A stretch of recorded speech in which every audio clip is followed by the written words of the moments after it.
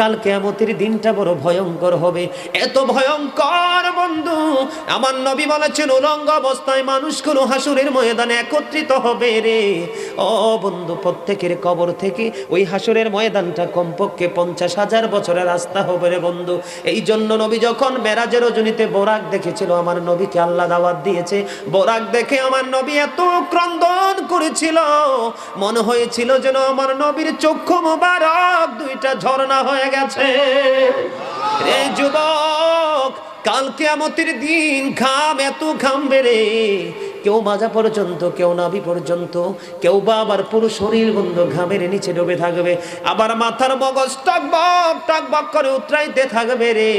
আল্লাহ বলেছেন লা ইয়ামুতু, people will not die that day, সেদিন মানুষ আর মরতে পারবে না। আল্লাহ বলেছেন ফিহা ওয়ালা ইয়াহইয়া, people will not be able to live that day, মানুষ সেদিন বাঁচতেও পারবে না। আমার আল্লাহ